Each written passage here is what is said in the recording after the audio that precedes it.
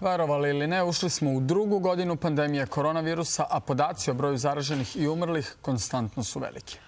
Apeli, kazne, zatvaranja, vakcinacija imaju ograničeni efekat. Čekajući još jednu odluku kriznog štaba, pitamo kakva je epidemiološka situacija i čemu možemo da se nadamo. Gost jutra je profesor dr. Nebojša Lađević. Dobro jutro, dobrodošli. On je direktor Centra za anesteziologiju Kliničkog centra Srbije, a sada i na poziciji koordinatora svih COVID bolnica u Srbiji.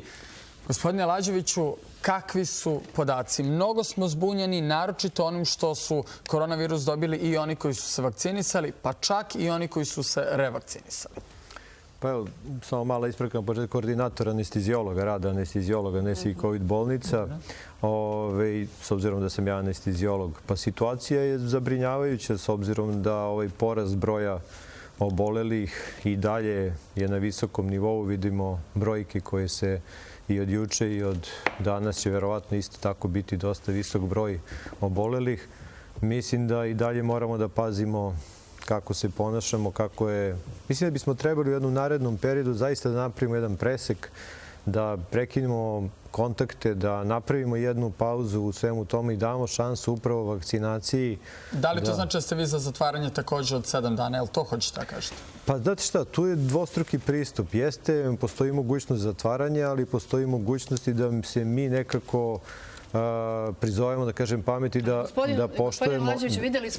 poštujemo mere. Ne ide to baš tako, iako bismo mi zaista voleli i želeli, ali upravo ove brojke i podaci govore drugačije. Vi najbolje možete da nam kažete kakva je situacija. Ja stalno to potenciram. Mi ne možemo da vidimo sliku u bolnicama i nekada kažem, nažalost, pošto mislim da bi nas to možda otreznilo u celoj ovoj situaciji i nateralo da nosimo maske, da držimo distancu, da prekinemo kontakte, ali delo je da ne ide to. Pa možda bismo ove koji prave žurke trebali da odvedemo da vide kako to izgleda. Možda ne bi to bila loša ideja da pođu sa nama jednu smenu da odrade, s obzirom da nisu kvalifikovani medicinski radnici, mogli bi da pomognu recimo kao fizički radnici tamo, pa da ili transporteri tih bolesnika. Onda bi možda verovatno poverovali da to postoji. Znači, zaista, zdravstveni sistem, evo ja mogu kažem za anesteziologe, godinu dana u ovome, u crvenoj zoni, to su sve jedni isti ljudi koji rade. Nama je isto potrebna pauza. Ne možemo ni mi s istom koncentracijom da radimo godinu dana i ljudi su dosta iscrpljeni. Na vaše pitanje, da li je potreban prekid? Apsolutno je potreban prekid na jedan ili na drugi način. Ili ukoliko mi ne možemo da se svi organizujemo i da prihvatimo da ne možemo da budemo zajedno na žurkama, na okupljanjima i tako dalje, onda je potrebno nekim drugim merama to uraditi. O čemu se radi, gospodine Lađeviću? Pomenuo sam to u prvom pitanju, niste mi konkretno odgovorili. Mnogi nam se gledaoci javljaju, ja lično poznajem nekoliko ljudi iz svog okruženja koji su revakcinisani pre 2 ili 3 nedelje i sada su dobili koronavirus. Istina, blaži oblik, ali su ga dobili. Pa to je, da tako kažemo, ne kažemo očekivano, ali svako ko je vakcinisan, kao i kada je vakcina protiv gripa, vi možete da dobijete i da se zarazite sa virusom gripa, kao što možete i sa virusom korone, s tim što mi očekujemo da klinička slika bude blaža. Sprovedena su istraživanja u svetu, posebno recimo i u Izraelu. Vi vidite da vakcina koju su oni primili i kada je prošao dovoljan broj dana od revakcine, ona štiti preko 99% od smrtnog ishoda. Znači, nama jeste poenta da se mi zaštitimo primajući vakcinu, da ne dođemo u tu fazu bolesti da moramo uopšte da budemo hospitalizovani.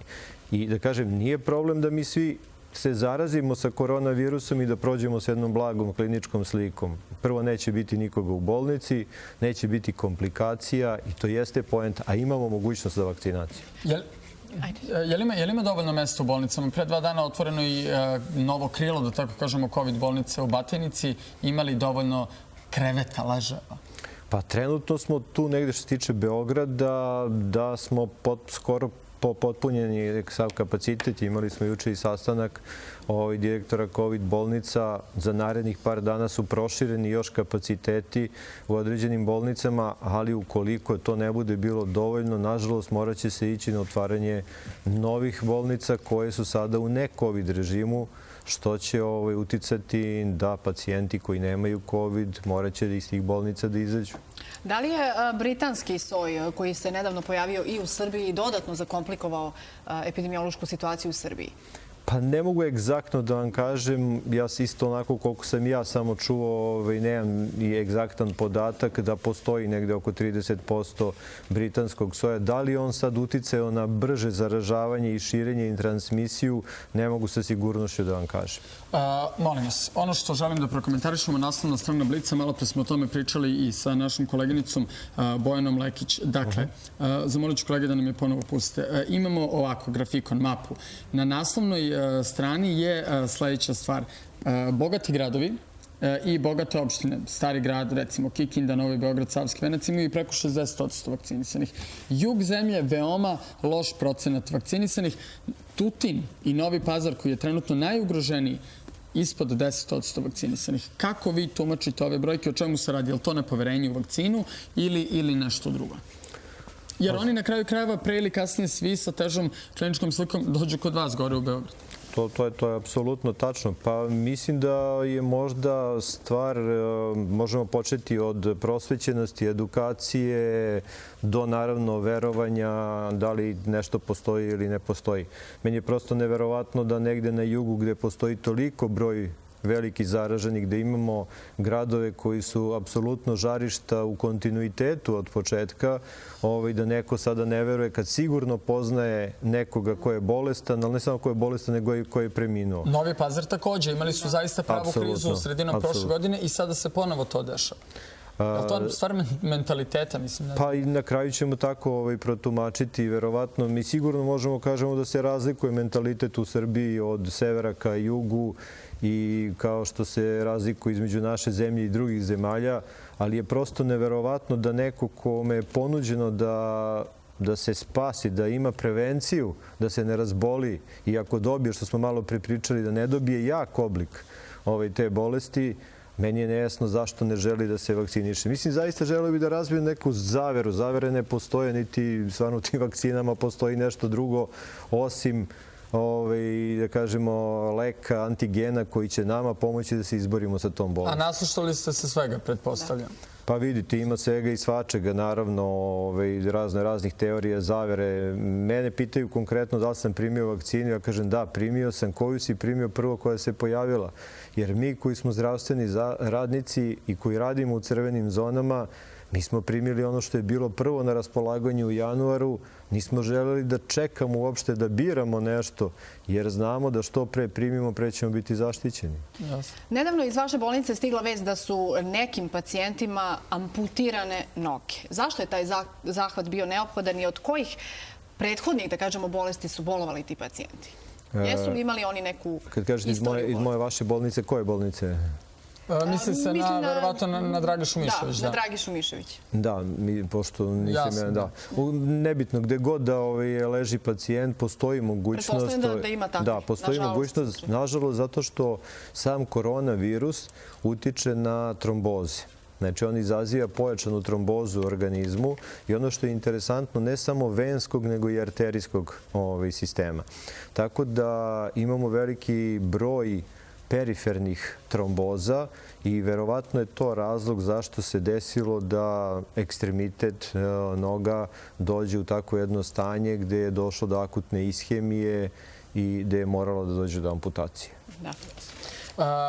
Kakva je bila vaša preporuka kriznom štabu? To ste nam malo preodgovorili na to pitanje, da ste vi za zatvaranje. Ali da li kao neko ko je lekar, kao neko ko anesteziolog, ko mnogo radi, pominjali ste malo pre, lekari su nam zaista preumorni, pravi heroji godinu dana rade.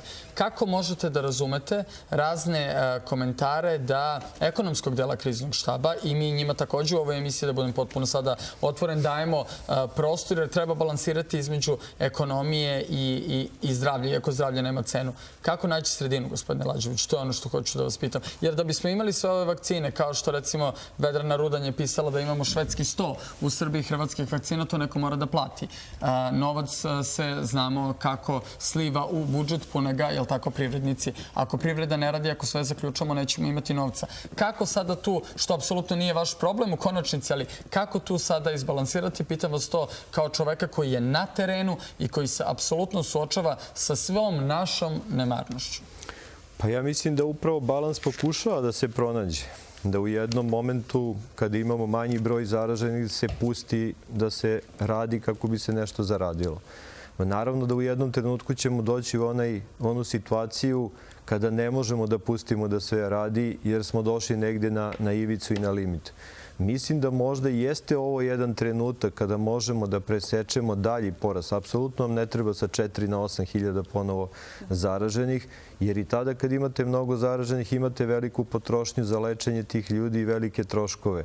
Znači, po meni bi bilo najbolje kada bismo napravili jednu pauzu u zaražavanju, bilo poštovanjem, bilo zaključavanjem, a da u tom periodu maksimalno pojačamo vakcinaciju ljudi, odnosno, vidite, mi imamo na raspolaganju vakcine, ali samo i ovi ljudi koji ne veruju da izađu da se vakcinišu.